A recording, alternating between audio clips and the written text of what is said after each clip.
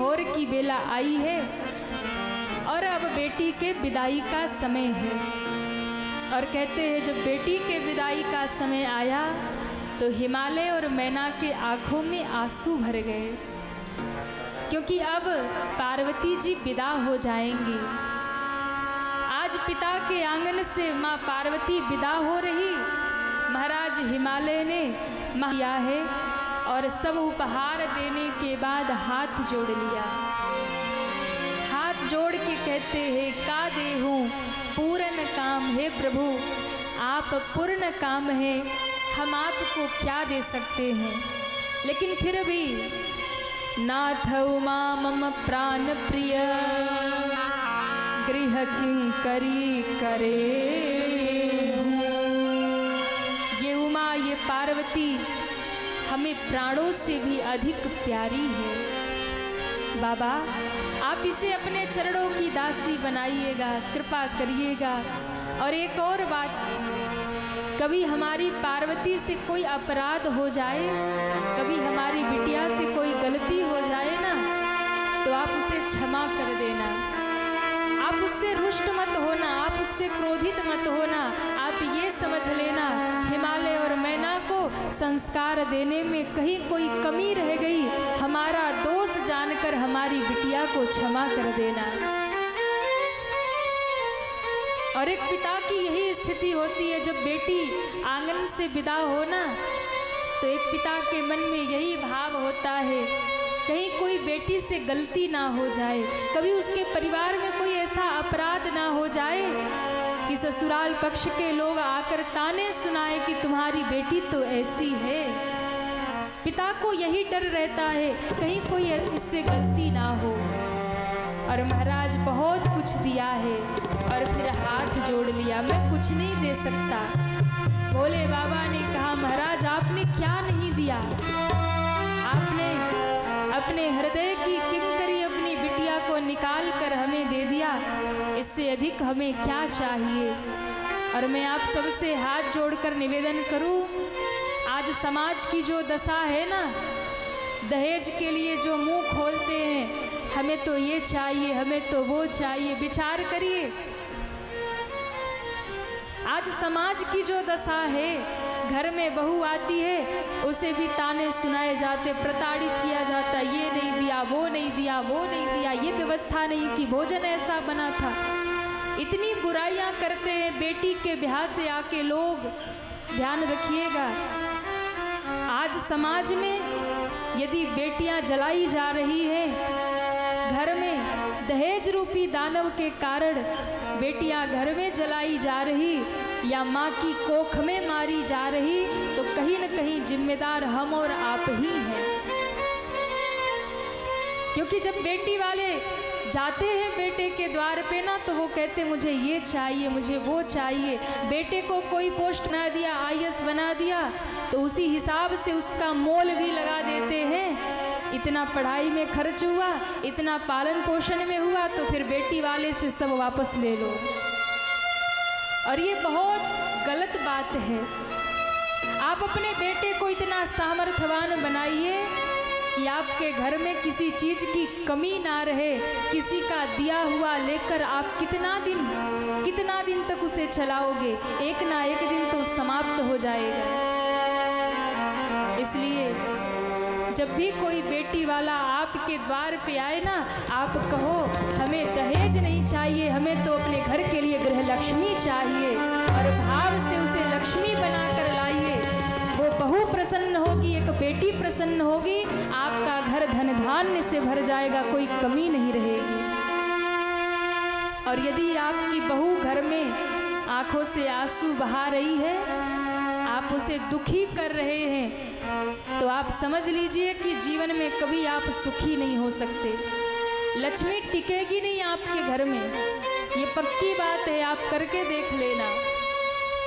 इसलिए संबंध तभी टिकते हैं, संबंध तभी बने रहेंगे, देने वाला बहुत देकर कहे हम कुछ नहीं दे सकते, पाने वाला थोड़ा भी पाए तो भी प्रसन्न हो के कहे हमने बहुत पा लिया, वहाँ संबंध टिकते हैं। थोड़ा भी मिले तो वो कहे हमने बहुत पा लिया। हिमालय ने प्रणाम किया। मैना ने गोद में बेटी को लेकर समझाया है, बिटिया अब तक तो पिता के घर में थी, पति के चरणों की सेवा करना, एक नारी के लिए पति ही देवता है। कह करके बेटी को जब विदा करने लगी, महाराज हिमालय ने बेटी को आंगन से जब विदा होते देखा तो हिमालय जो पत्थर है, जो पहाड़ है, बेटी के विदाई में रो पड़े। क्योंकि एक बेटी के विदाई का समय ही ऐसा होता है, जिस बेटी को बचपन से लेकर के पाल पोस करके बड़ा किया हो, और एक दिन ऐसा आता है जब एकाएक वो बेटी पराई हो जाती है, दूसरे घर के लिए विदा होती है। कोई उस पिता के हृदय से पूछे कि उस पिता पर क्या बीतती है। यहाँ जितने लोग बैठे हैं आप अनुभव करिएगा, ये कोई बाड़ी का विषय नहीं है।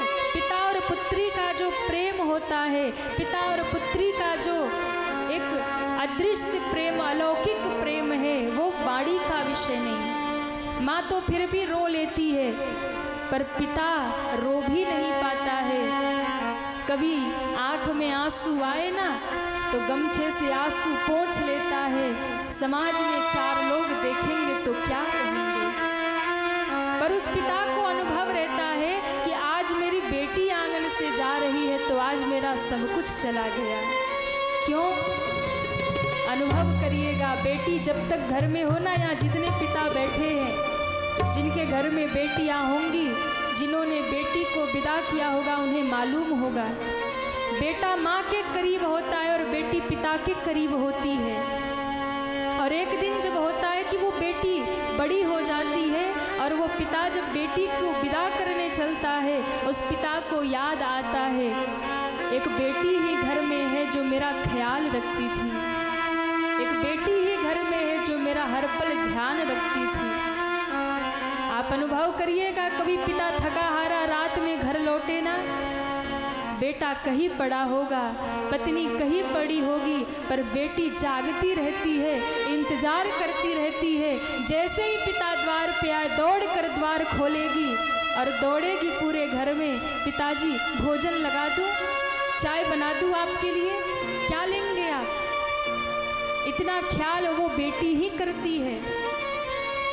और वो बेटी जो हर समय पिता के इर्द गिर्द घूमती है, कभी पिता बीमार पड़ जाए ना, बेटा कहेगा दवाई ले लो, दवाई ले लो, पर बेटी जबरदस्ती गोलियां मुंह में डालेगी और जल डाल। और ऐसी बेटी जब एक दिन आंगन से विदा हो ना, उस पिता को लगता है अब आज के बाद मैं किसको बुलाऊंगा। घर में आते वो बेटी चहकती हुई आगे पीछे घूमती थी, आज के बाद कौन आगे पीछे घूमेगा, कौन मुझे बाबा बाबा कह के पुकारेगा।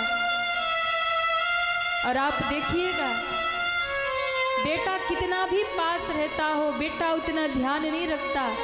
बेटी ससुराल में भी रहेगी, दूर भी रहेगी, माँ बाप की चिंता करती है। बेटी ससुराल में होगी ना तो भी फोन करके कभी माँ से कभी भाई से कहेगी, भाई पिताजी ठीक तो है ना, भाई जब तक मैं थी तुम पिता से बहुत लड़ते थे, भाई को समझाएगी।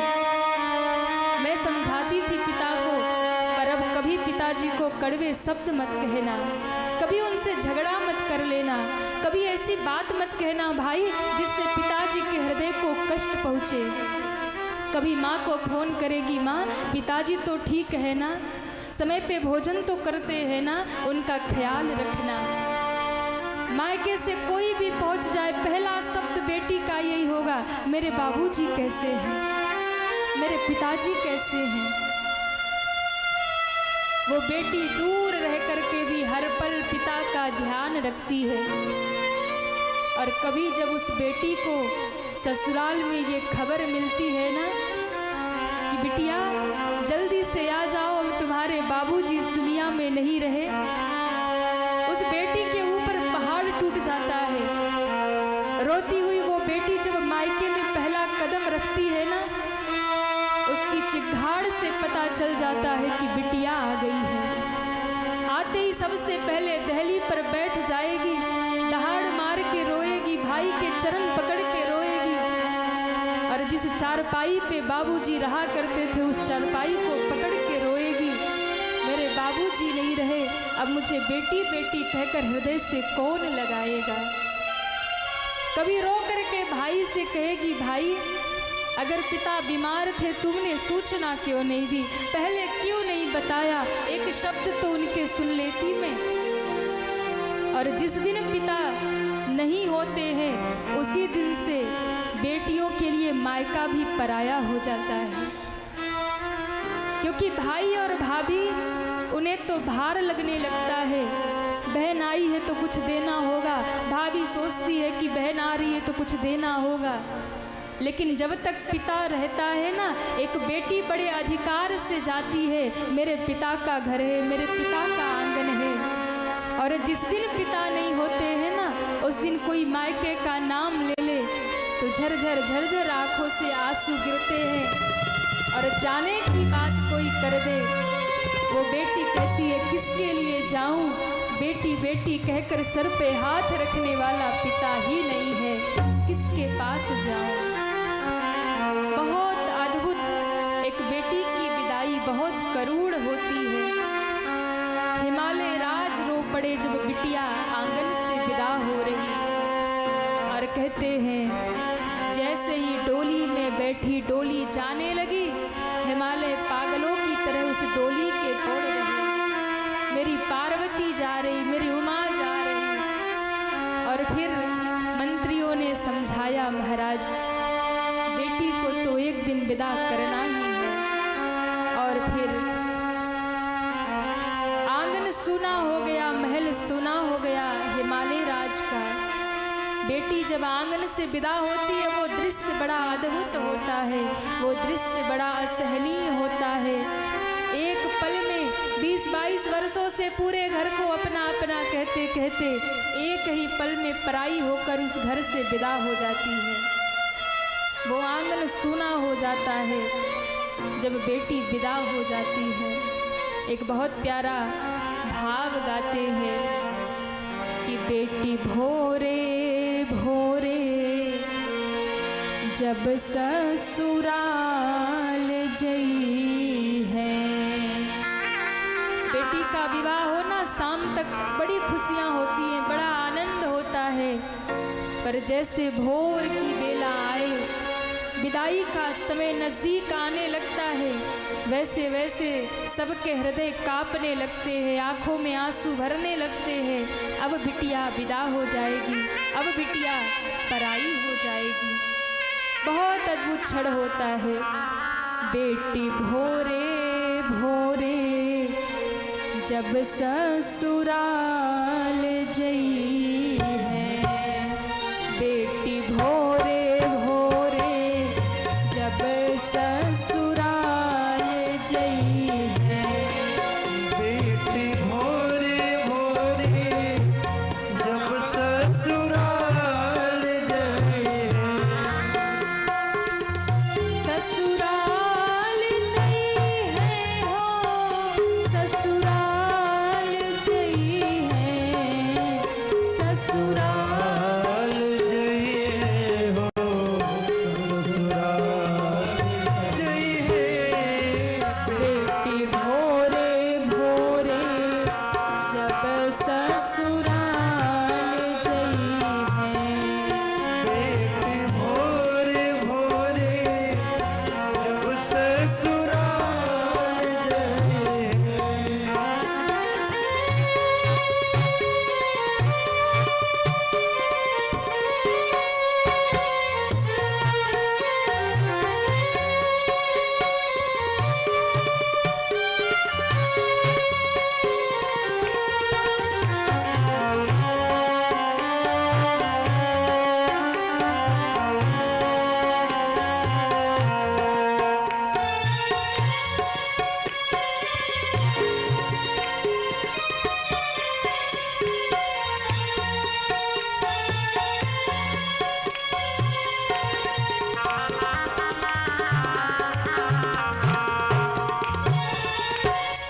छतिया पीटे लगली नैया, दुअरा बोले लाके गैया। छतिया पीटे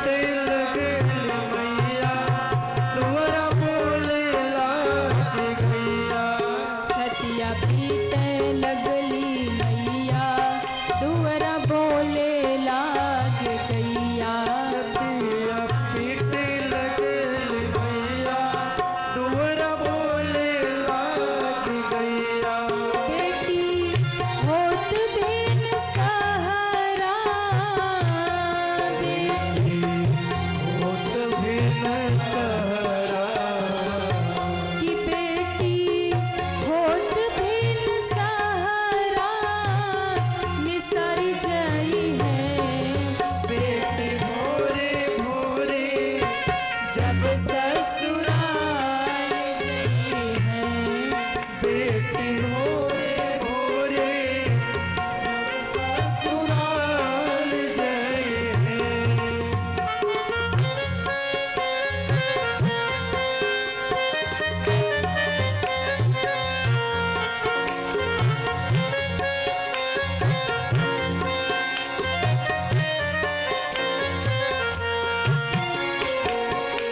जिस समय एक बेटी आंगन से विदा हो, पिता के हृदय का भाव पिता क्या सोचता है। एक पिता को लगता है, मैं कहीं से भी आता था बेटी को आवाज लगाता था, बेटी ये कर दे, बेटी ये कर दे। शाम होती थी तो बेटी घर में द्वार पे देहली में दीपक जलाती थी, दिया लगाती थी। अब किसको पुकारूंगा, किसको बुलाऊंगा, किसे कहूंगा दिया लगा दे, क्योंकि अब बेटी विदा हो रही। पिता के हृदय का भाव। अब के अढ़ावल को जाई, अब के दिया ना जलाई। अब के अढ़वल को जाई, अब के दिया ना जलाई। अब के अढ़ावल को जाई, अब के दिया ना जलाई। अब के अढ़वल को जाई, अब के दिया ना जलाई। कि बेटी ओ गति की रानिया, बेटी मोहब्बत की रनिया, कि बेटी ओ गति की रानिया निसारी जाई है। बेटी भोरे भोरे जब ससुराल जई है। बेटी भोरे भोरे जब ससुराल जय है। ससुराल जई है हो, ससुराल जई है, ससुराल। ससुराल जय है हो, ससुराल जय है। बेटी भोरे भोरे जब ससुराल जय है। बेटी भोरे भोरे जब ससुराल जय है। जब ससुराल जई है। जब ससुराल जय है। महाराज हिमालय ने डोली को विदा किया। बेटी का विदाई का जो क्षण है बड़ा अद्भुत होता है, अविस्मरणीय होता है हर एक माता पिता के लिए। जब आंगन से बेटी विदा हो जाती है वो बड़ा करुण क्षण होता है। और साधारण मनुष्य की बात क्या है, जब पार्वती विदा हुई तो बेटी के विदाई के क्षण में पर्वत राज, हिमालय राज, जो पत्थर थे, पहाड़ थे, वो पर्वत भी पिघल गया बेटी की विदाई में। पर्वत राज हिमालय भी रो पड़े। और जिस समय माता जानकी विदा हुई, योगी राज जनक भी रो पड़े। महाराज जनक जो योगी थे वो भी अपने आप को संभाल नहीं पाए, क्योंकि बेटी पात्र ही ऐसा है, जब तक आंगन में बेटी रहती है आंगन में चहल पहल रहती है, और जब बेटी आंगन से विदा होती है आंगन सूना हो जाता है। भगवान शंकर विदा हुए, बाबा कैलाश पर लौटकर आते हैं। कथा आगे बढ़ी, भगवान ने आकर के सभी देवताओं को विदा किया, भूत प्रेतों को विदा किया। माँ भगवती के साथ में भगवान कैलाश पर विराजमान हुए।